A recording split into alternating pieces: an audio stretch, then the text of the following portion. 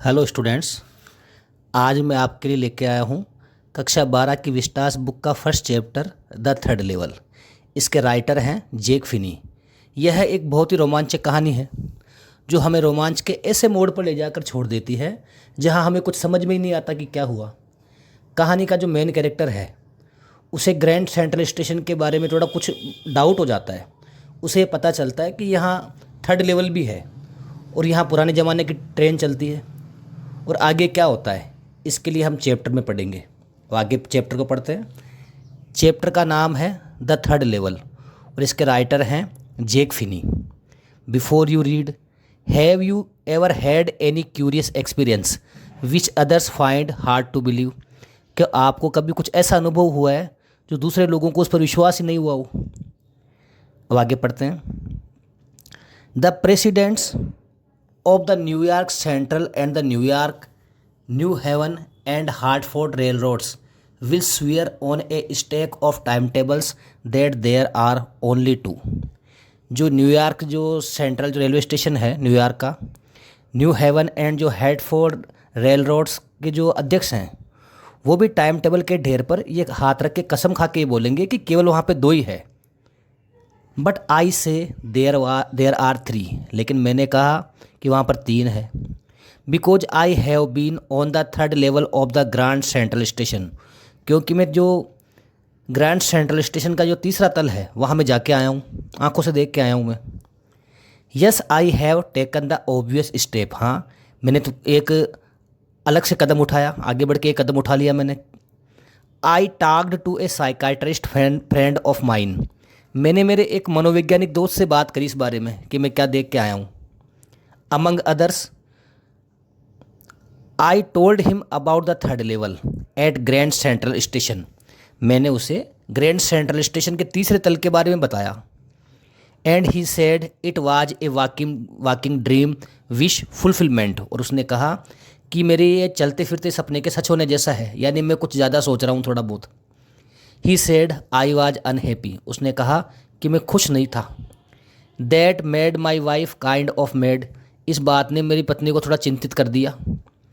But he explained that he meant the modern world is full of insecurity, fear, war, worry and all the rest of it, and that I just want to escape. उसने स्पष्ट करते हुए कहा कि उसके कहने का मतलब यह है, इसको अंडरलाइन करेंगे हम, कि modern world is full of insecurity, जो आधुनिक दुनिया है ये असुरक्षा, डर, युद्धों, चिंताओं और बाकी अन्य चीज़ों से घिरी हुई भरी हुई है। And that I just want to escape, और इसलिए मैं इन सब चीज़ों से बचना चाहता हूँ। वेल हु डजंट, कौन बचना नहीं चाहता?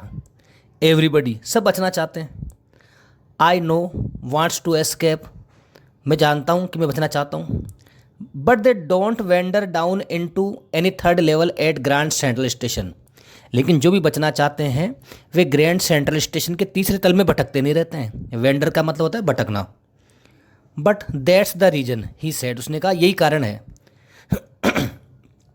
And my friends all agreed, और मेरे जितने भी दोस्त थे वो भी उस बात से सहमत थे। Everything points to it they claimed, उसने कहा तुम्हारी जो भी हरकतें हैं वो इसी ओर इशारा कर रही है। माई स्टैम्प कलेक्टिंग फॉर एग्जाम्पल, उदाहरण के तौर पर उन्होंने कहा कि तुम जो स्टैम्प कलेक्टिंग करते हो वो भी इसका एक उदाहरण है। That's a temporary refuge from reality, temporary refuge ये वास्तविकता से बचने का एक अस्थायी आश्रय है, यानी आदमी कुछ समय के लिए जाके स्टाम्प कलेक्टिंग के पास बैठ जाता है दुनिया से कट करके, उसको कोई मतलब नहीं, अपना वहीं समय गुजारता रहता है वो। वेल में भी हो भी सकता है।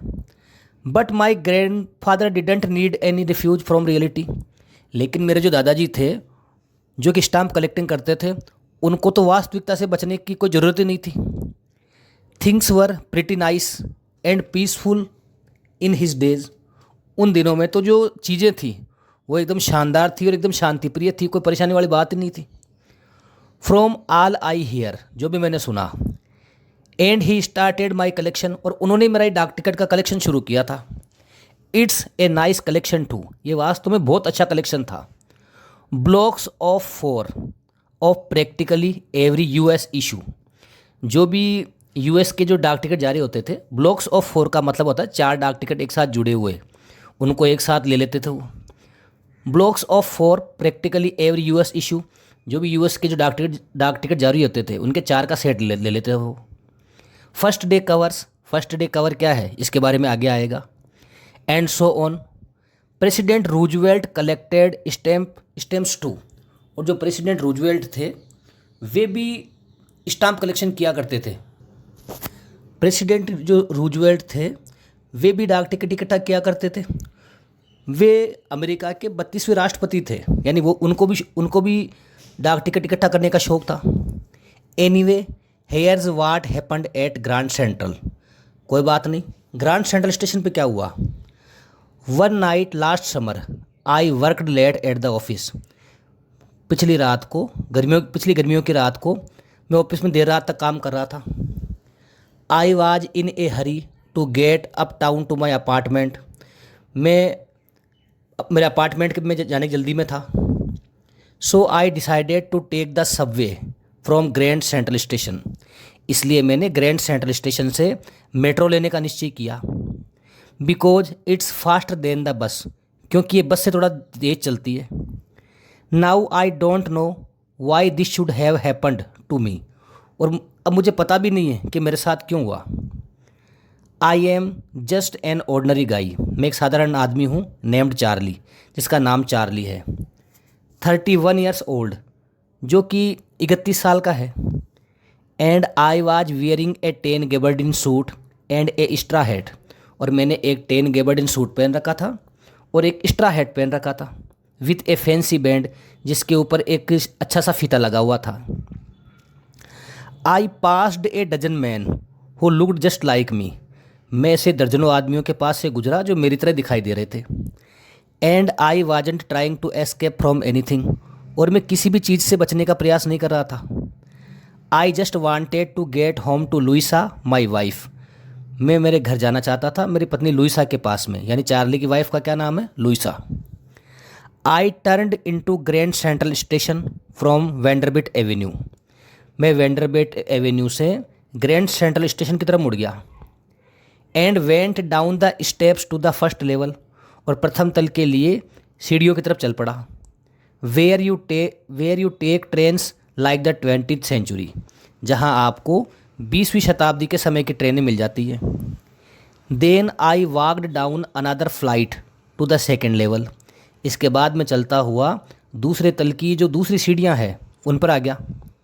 Where the suburban trains leave from, जहाँ से आसपास के जो गांव हैं वहाँ के लिए ट्रेनें जाती है। Ducked into an आर्क्ड doorway. Ducked का मतलब होता है सिर झुका करके घुसना। डक्ड इनटू एन आर्क्ड डोरवे, में सिर झुका करके एक धनुषाकार दरवाजे में घुसा। हेडिंग फॉर द सबवे, और वहाँ से मेट्रो के लिए रवाना हो गया। एंड गोट लॉस्ट, और खो गया। दैट्स ईजी टू डू, ये करना आसान था। I have been in and out of Grand Central 100 of times. क्योंकि मैं सैकड़ों बार ग्रैंड सेंट्रल स्टेशन में अंदर बाहर जा चुका हूँ। But I am always bumping into new doorways, लेकिन मुझे हर बार नए दरवाजे दिख जाते हैं। एंड स्टेयर्स एंड कॉरिडोर्स, लेकिन मुझे हर बार नए नए दरवाजे मिलते हैं, सीढ़ियाँ मिलती है और गलियारे मिलते हैं। Once I got into a tunnel, got into अंदर घुसना। Once I got into a tunnel, एक बार मैं एक सुरंग में घुस गया। अबाउट ए माइल लॉन्ग, जो 1 मील लंबी थी। And came out in the lobby of the Roosevelt hotel, और जो रूजवेल्ट होटल की जो लॉबी है वहाँ पे जाके निकला। अब देखो, आप उसकी कल्पना देखो। Another time I came up in an office building of 46th street 3 blocks away. और एक दूसरी बार I came up in an office building, दूसरी बार मैं गया उस सुरंग में तो मैं जाके एक ऑफिस बिल्डिंग के अंदर निकला, जो कि 46 नंबर गली के अंदर 3 मोहल्ले दूर थी वहाँ से। जैसे अपने यहाँ मोहल्ले होते हैं वहाँ पे ब्लॉक होते हैं, तो वहाँ से तीन मोहल्ले दूर जो 46 नंबर की गली थी वहाँ पे जाके निकला। Sometimes I think grand central is growing like a tree. कई बार तो मुझे ऐसा लगता है कि जो ग्रैंड सेंट्रल जो स्टेशन है वो एक पेड़ की तरह बढ़ रहा है। पुशिंग आउट न्यू कॉरिडोर्स गलियारे, एंड स्टेयरकेस लाइक रूट्स। यहाँ पर पेड़ों की जड़ों की तरह इसमें नए बरामदे और जो सीढ़ियाँ हैं वो फैलते जा रहे हैं। There's probably a long tunnel, यहाँ शायद एक लंबी सुरंग है। That nobody knows about feeling it's way under the city right now, यहाँ शायद एक लंबी सुरंग है जिसके बारे में कोई नहीं जानता है। यह सुरंग इस समय भी शहर के नीचे से होकर यह आगे तक जा रही है। इसको दोबारा पढ़ेंगे एक बार। There's probably a long tunnel, यहाँ एक शायद एक लंबी सुरंग है। That nobody knows about feeling it's way under the city right now on its way to Times Square, शायद यहाँ एक लंबी सुरंग है जिसके बारे में कोई नहीं जानता।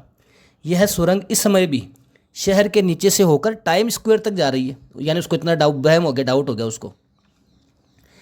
And maybe another to Central Park, और हो सकती है जो दूसरी सुरंग है वो सेंट्रल पार्क की तरफ जा रही हो।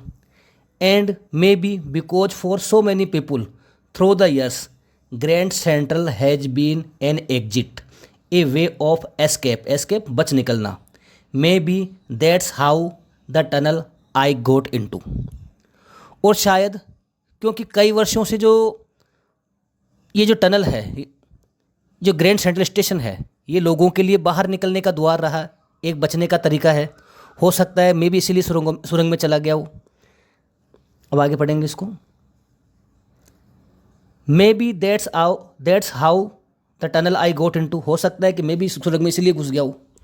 But I never told my psychiatrist friend about that idea, लेकिन मैंने इस विचार के बारे में मेरे मनोवैज्ञानिक दोस्त को नहीं बताया। The corridor I was in began angling left and slanting downward and I thought I was wrong, जिस बरामदे में मैं था वह बाईं ओर मुड़ने लगा और नीचे की ओर ढलान लेने लगा, तो मुझे लगा कि ये गलत है।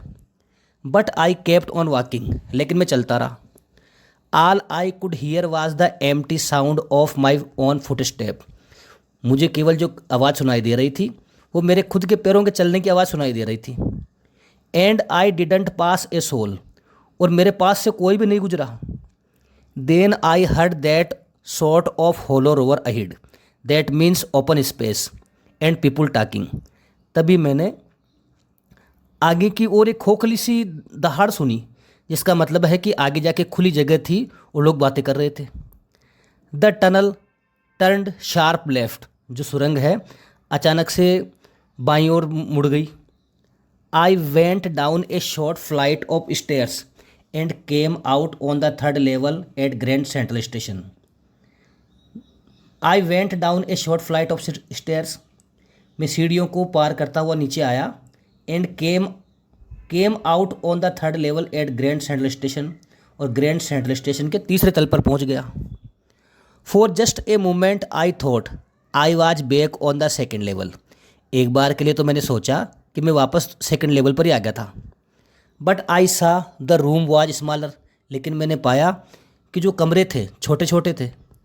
There were fewer ticket windows and train gates, वहाँ बहुत ही कम टिकट खिड़कियाँ थी और ट्रेन के गेट थे। And the information booth in the centre was would, और जो बीच के अंदर जो इन्फॉर्मेशन बूथ था वो लकड़ी का बना हुआ था। एंड ओल्ड लुकिंग, और पुराने ज़माने का दिख रहा था। And the man in the booth वोर ए ग्रीन आई शेड, और जो आदमी है बूथ के ऊपर उसने एक ग्रीन आई शेड पहन रखा था। ग्रीन आई शेड का मतलब होता है जैसे केप के आगे छज्जा लगा हुआ रहता है, उसी प्रकार का हरे रंग का छज्जा लगाया हुआ रहता है जिससे कि लाइट आंखों में न पड़े। And a long black sleeve protectors, हमारी जो आस्तीन होती है, आस्तीन बार बार नीचे नहीं गिरे इसलिए वहाँ पर एक बेल्ट रुमा चीज़ लगाई जाती है, उसको स्लीव प्रोटेक्टर्स बोला जाता है। The lights were dim and short of flickering, जो लाइटें जो रोशनी थी वो थोड़ी कम थी और झिलमिला रही थी। फ्लिकरिंग झिलमिलाना, टिमटिमाना। देन आई सा वाई, तब मैंने देखा ऐसा क्यों है। They were open flame gas light, वे ओपन फ्लेम गैस लाइट्स थी। There were brass spittoons on the floor, वहाँ फर्श के ऊपर पीकदान पड़े हुए थे या पीतल के पीकदान पड़े हुए थे फर्श के ऊपर। And across the station a glint of light caught my eye, और स्टेशन के उस पार से एक रोशनी की किरण ने मेरी आंखों में पड़ी। A man was pulling a gold watch from his vest pocket. एक जो आदमी था अपनी जैकेट की जेब में से एक सुनहरी घड़ी को निकाल रहा था। ही स्नैप्ड ओपन द कवर, उसने झटका देके इसके कवर को खोला। ग्लेंस्ड एट हिज वॉच, घड़ी की तरफ नज़र डाली। एंड फ्रॉन्ड, और आंखें आंखें तरेरी। ही वोर ए डर्बी हैट, उसने एक डर्बी हैट पहन रखा था। A black 4 button suit with tiny lapels, एक काला 4 बटन का कोट पहन रखा था जिसके छोटे छोटे लेपल्स थे। लेपल्स का मतलब होता है कोट की जो जो कॉलर टाइप का होता है, वो थोड़ी छोटी सी थी। And he had a big black handle bar moustache, और उसकी बड़ी बड़ी काली हैंडल बार मुस्टेक थी, यानी हैंडल के जैसी मूछें थी, ये जैसे कि आप चित्र में देख रहे हैं। देन आई लुकड अराउंड, इसके बाद मैंने चारों तरफ देखा। एंड सा that everyone in the station was dressed like a 1819 something, और मैंने देखा कि स्टेशन पर हर कोई 1800-1900 के समय के कपड़े पहने हुआ था। आई नेवर सा so many beards, side Burns and fancy moustache in my life. Beards दाढ़ी, साइड बर्न्स साइड की जो कलमें होती है लंबी लंबी, उसको बोलते हैं sideburns. And fancy mustache, mustache मूछें। मेरे जीवन में कभी भी इतनी सारी दाढ़ियाँ, कलमें और इतनी शानदार मूछें नहीं देखी थी। A woman walked in through the train gate, एक औरत ट्रेन के गेट से अंदर आई। She wore a dress with leg of mutton sleeves and skirts to the top of high button shoes, उसने एक पोशाक पहन रखी थी जिस पर भेड़ के पैर जैसी आस्तीन लगी हुई थी। And skirts to the top of her high button shoes, और स्कर्ट्स के नीचे उन्होंने ऊंचे बटन वाले जूते पहन रखे थे। Back of her out on the tracks I caught a glimpse of a locomotive, a very small Currier and Ives locomotive with a funnel shaped stack. I caught a glimpse, glimpse बोलते हैं झलक। I caught a glimpse of a locomotive, a very small Currier and Ives locomotive with a funnel shaped stack. Funnel का मतलब होता है कुप्पी, कुप्पी के आकार की। उसके पीछे बाहर रेल की पटरियों पर मैंने एक रेल इंजन की झलक देखी। यह बहुत छोटा कुरियर एंड आइव्स इंजन था। उसकी चिमनी जी जो थी वो कुप्पी के आकार की थी। एंड देन आई न्यू, तब मुझे पता चला। To make sure I walked over to a newsboy, मेरे जो विश्वास है उसको पुख्ता करने के लिए I walked over to a newsboy, मैं एक समाचार बेचने वाले लड़के के पास गया। And glanced at the stack of newspapers, stack ढेर, एट हिज फीट, मेरे विश्वास को पुख्ता करने के लिए मैं अखबार बेचने वाले लड़के के पास गया। And glanced at the stack of papers at his feet, और उसके पैरों के पास में जो अखबार का ढेर पड़ा हुआ था उस पर नज़र डाली। इट वाज द वर्ल्ड, अखबार का नाम था the world. And the world hasn't been published 4 years, और जो द वर्ल्ड था ये काफ़ी वर्षों से प्रकाशित नहीं हुआ था। The lead story said something about president Cleveland, जो इसकी जो मेन कहानी थी वो प्रेसिडेंट क्लीवलैंड के बारे में थी। जो प्रेसिडेंट जो क्लीवलैंड थे वो अमेरिका के 22वें और 24वें राष्ट्रपति थे। I have found that front page since in the public library files, it was printed June 11, 1894। बाद में मुझे ये जिसका जो मुख्य पृष्ठ है वो पब्लिक लाइब्रेरी फाइल में मिल गया। इसके ऊपर जो डेट लगी हुई थी वो 11 जून 1894 की लगी हुई थी। इसको याद रखना है आपको। अखबार पर डेट लगी हुई थी 11 जून 1894। I turned towards the ticket window, मैं टिकट खिड़की की तरफ मुड़ा। Knowing that here on the 3rd level at Grand Central I could buy tickets that would take Louisa and me anywhere in the United States we wanted to go. I turn towards the ticket window, मैं ticket खिड़की की तरफ मुड़ा। मैं जानता था on the 3rd level at Grand Central, कि grand Central का ये जो तीसरा तल था, I could buy tickets that would take Louisa and me anywhere, मैं यहाँ पर पुराने ज़माने में जाने के लिए टिकट खरीद सकता था। जो लुइसा जो उसकी वाइफ थी, और जो मी यानी वो जो लेखक है उसको अमेरिका में कहीं भी लेके जा सकता था। वी वांटेड टू गो, जहाँ वो जाना चाहते थे। इन द ईयर 1894, यानी 1894 के जो पुराने समय में वो जाना चाहते थे उसके लिए यहाँ पे वो 2 टिकट ले सकता था। एंड आई वांटेड 2 टिकट्स, और मुझे 2 टिकट की ज़रूरत थी। गैल्सबर्ग इलिनियस, मुझे गैल्सबर्ग इलिनियस जाने के लिए 2 टिकटों की ज़रूरत थी। अब गैल्सबर्ग जो इलिनियस है वो चार्ली के दादाजी का गांव था। Have you ever been there, क्या आप कभी वहाँ पे गए हो क्या? It is a wonderful town still, ये आज भी एक शानदार कस्बा है।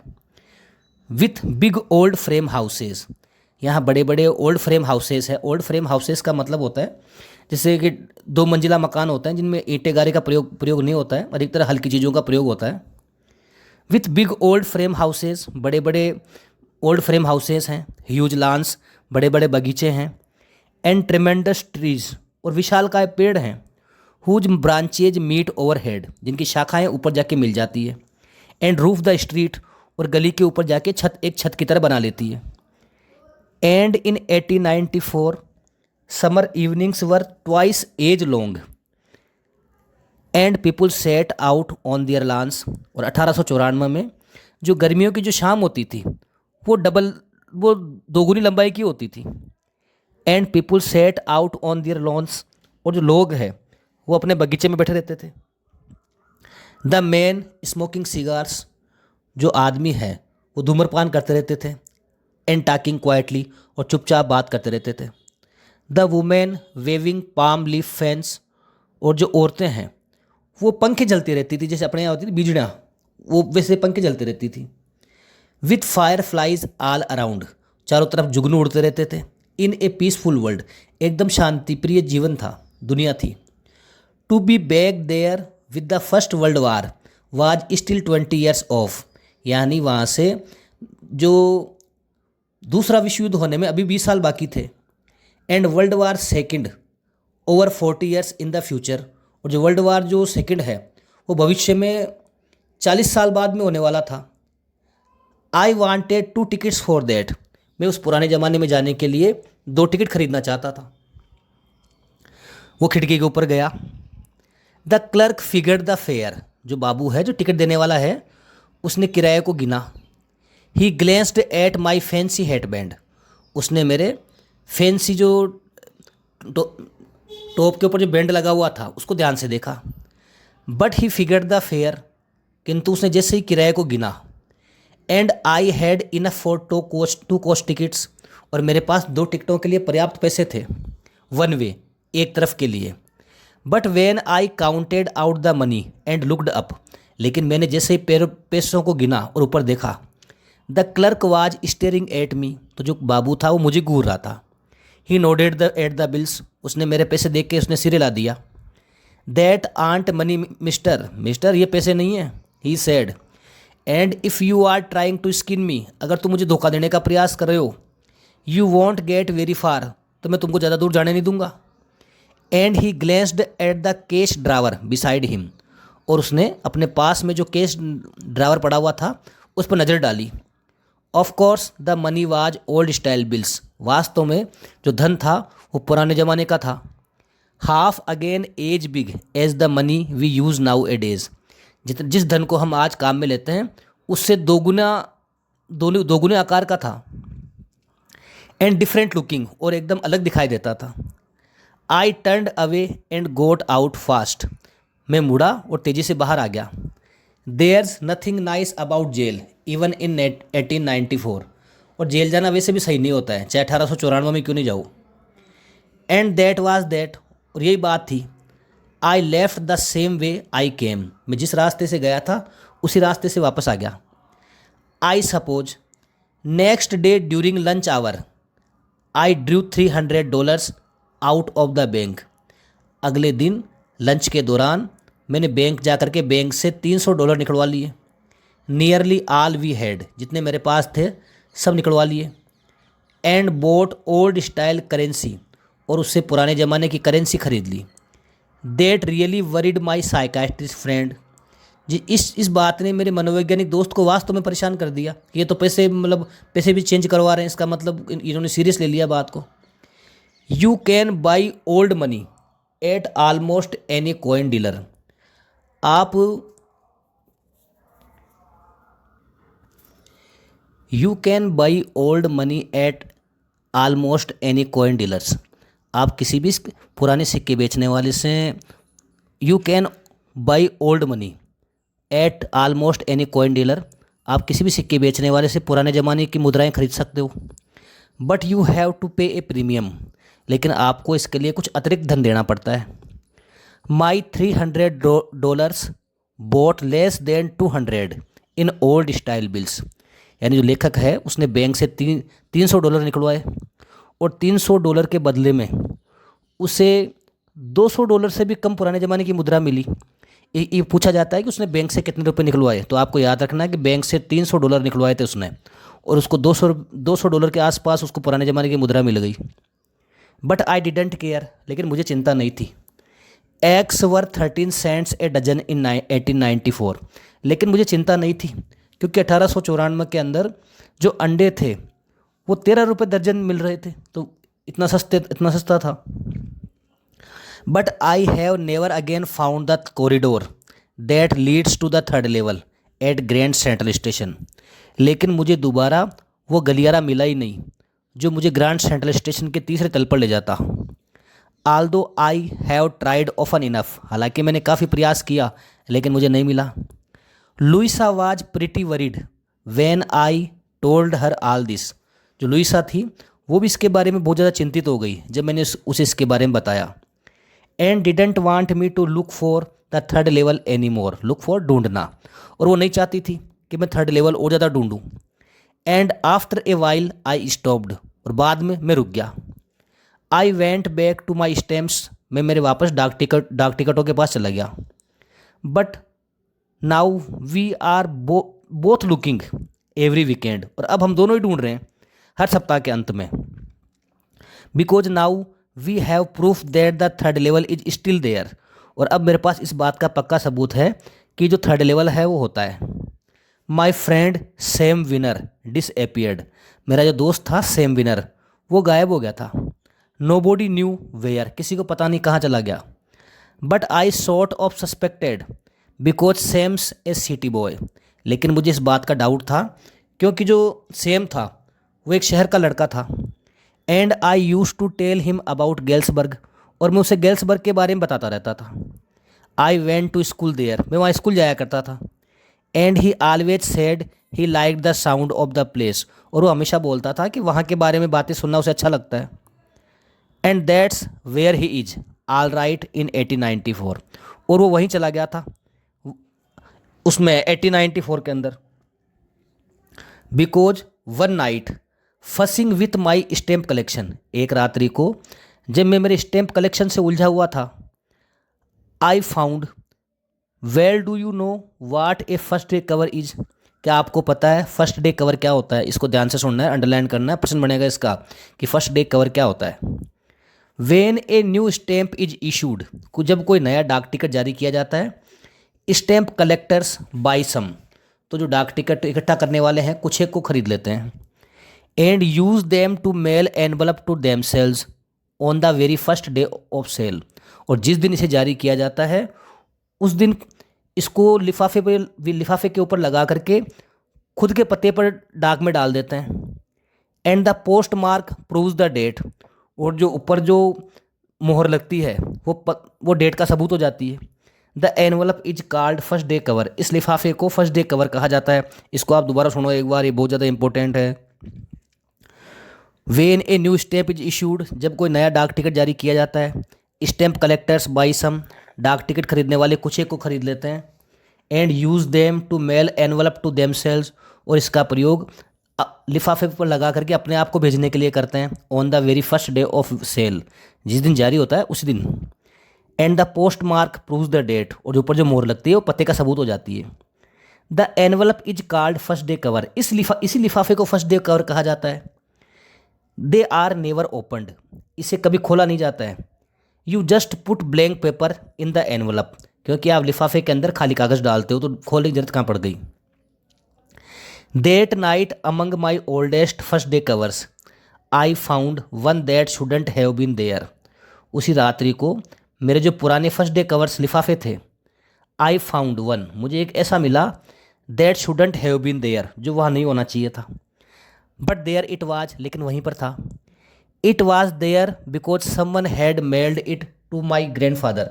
ये वहाँ पर इसलिए था क्योंकि ये मेरे दादाजी को किसी ने भेजा था गेल्सबर्ग के एड्रेस पते के ऊपर। Because it was there because someone had mailed it to my grandfather at his home in Galesburg. ये वहाँ पर इसलिए था क्योंकि ये मेरे दादाजी को किसी ने गेल्सबर्ग के पते पर भेजा था। That's what the address on the envelope said. जो लिफाफे के ऊपर जो पता लिखा हुआ था वो तो यही कहता था। And it had been there since July 1894। The post mark showed that. और वो वहाँ उस कलेक्शन के अंदर जुलाई 1894 से पड़ा हुआ था। ऊपर जो मोहर लगी हुई थी वो इसी बात का सबूत दे रही थी। Yet I didn't remember it at all. हालांकि मुझे याद नहीं है कब आया ये। The stamp was a 6 cent. जो मोहर लगी हुई थी, जो डाक टिकट लगा हुआ था वो 6 सेंट का था, डल ब्राउन, भूरे रंग का, with a picture of President Garfield. उसके ऊपर जो प्रेसिडेंट गेरफील्ड का तस्वीर लगी हुई थी। जो प्रेसिडेंट गेरफील्ड थे वो अमेरिका के 20वें राष्ट्रपति थे वो। Naturally when the envelope came to granddad in the mail it went right into the collection and stayed there. सामान्य तौर पर जब लिफाफा आया, when the envelope came to granddad in the mail, जब जो लिफाफा है वो डाक के द्वारा दादाजी के पास आया, it went right into his collection and stayed there. ये सीधा उनके कलेक्शन में चला गया और वहीं पड़ा रहा, उन्होंने खोल के भी नहीं देखा। Till I took it out and opened it. जब तक कि मैंने इसे ले नहीं लिया और इसे खोल नहीं लिया। The paper inside wasn't blank it read. अंदर जो कागज़ था ये खाली नहीं था, इस पर लिखा हुआ था Charlie I go to wishing that you are right. Charlie, मैं तुम्हें बताना चाहता हूँ कि तुम सही थे। Then I go to believing you are right.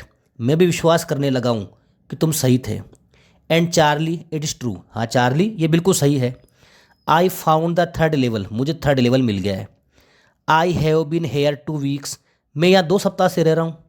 And right now down the street at the Dalys someone is playing a piano. और नीचे गली के नीचे डेली के पास कोई पियानो बजा रहा है। And they are all out on the front porch seeing Nellie home. और वे सभी वहाँ खड़े होके जो गाना है सीइंग नेली होम वे गा रहे हैं। And I am invited over for lemonade. और मुझे वहाँ नींबू की शिकंजी पीने के लिए बुलाया है।